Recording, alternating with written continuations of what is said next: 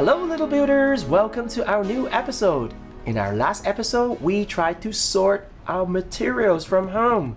We tried to sort them into 6 groups, like paper, plastic, styrofoam, metal, wood, and fabric. I'm not sure if some of you've got glass at home, but it might not be safe to work on. So we'll just stick with these groups. Maybe you have more groups, right?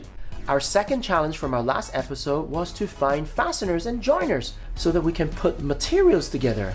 So I asked you to go find some tape, glue, and different fasteners and strings to put them together. Did you collect them? Well, I think you have got your fasteners and joiners. Do you know there are actually 4 groups of fasteners and joiners? They are glue, tape, strings, and fasteners. Well, glue is pretty obvious. There are different kinds of glue like white glue, glue stick, even some might have glue gun at home. Glue is pretty useful for joining things together. The second group is tape. We've got masking tape, cellulose tape, packing tape, transparent tape, even double-sided tape. There's so many different kinds of tape. Third group, we've got string, from rope, yarn, packing string, you name it. You can tie them around different objects to hold them in place. The last group is fasteners. We've got all sorts of different pins and clips, staples. Well, your first challenge for today is to group these fasteners and joiners. I want you to sort them into the 4 categories: glue, tape, string, and fasteners. Now, let's go get 2 pieces of paper. I would like you to fold them half, cut them half, so that you can make 4 labels. Using your markers, you can write the different categories down. And then you can group all your fasteners, sort them, and then take a picture of it. Alright, pause the video and go make your labels.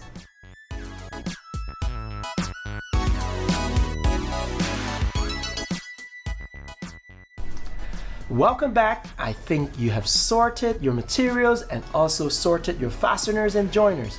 Here they are, nicely labeled and sorted.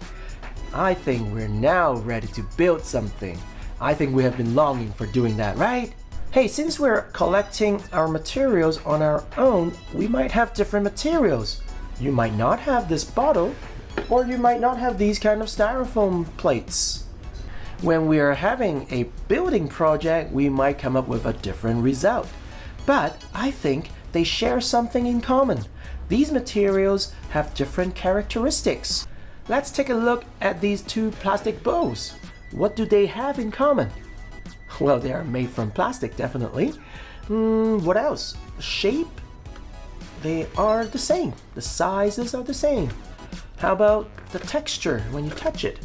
Well, they feel the same. They're all smooth, isn't it?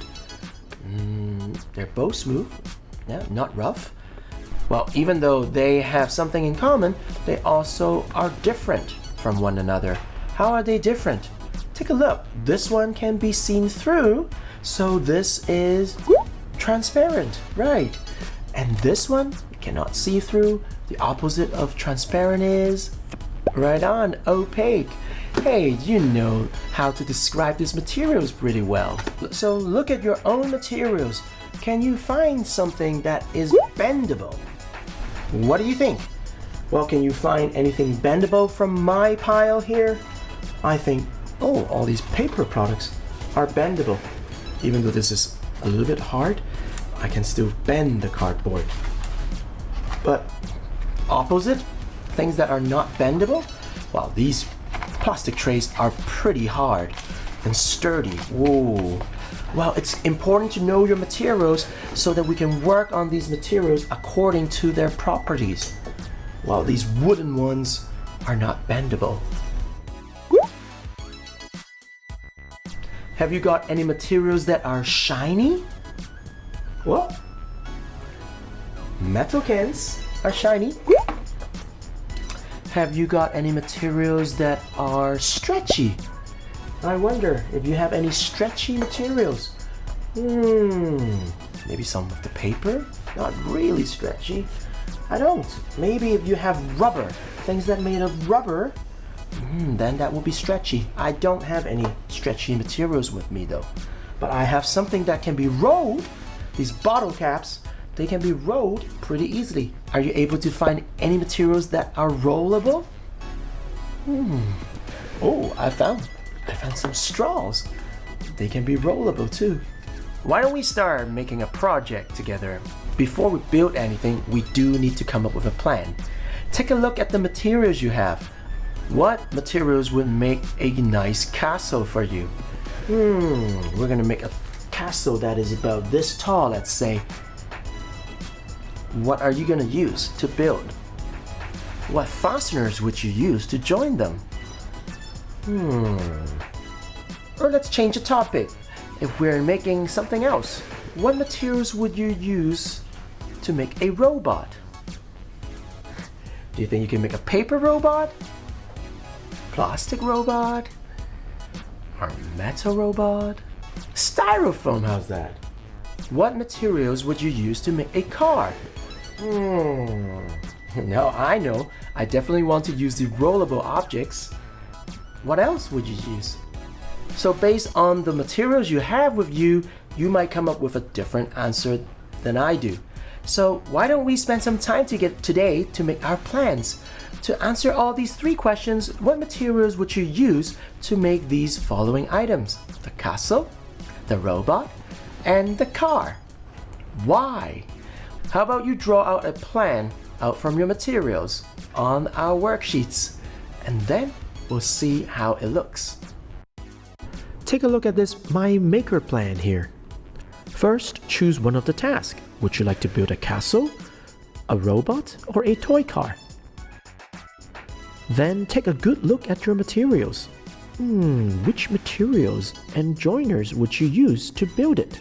Say if I want to make a robot, am I going to make a paper robot?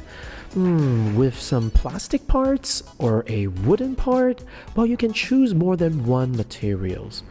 And also think of what joiners you're going to use. Are you going to glue them all together or are you going to tape them up? Put a check mark next to your selection. Now the third part, it's a bit challenging. That's why you have to think over. Well, I would like to challenge you to think of why you would prefer those items, those materials and joiners that you pick. Try your best to tell me why you would pick those materials and joiners. Is it because those are the only ones you have at home? Or is it more about the properties of the materials? Let's say metals. I want to make my robots with metals because I like it shiny. When you're done planning, try it out. Try the materials and see if you can assemble it. Have some fun experimenting how you can build it. You can also change your plans accordingly.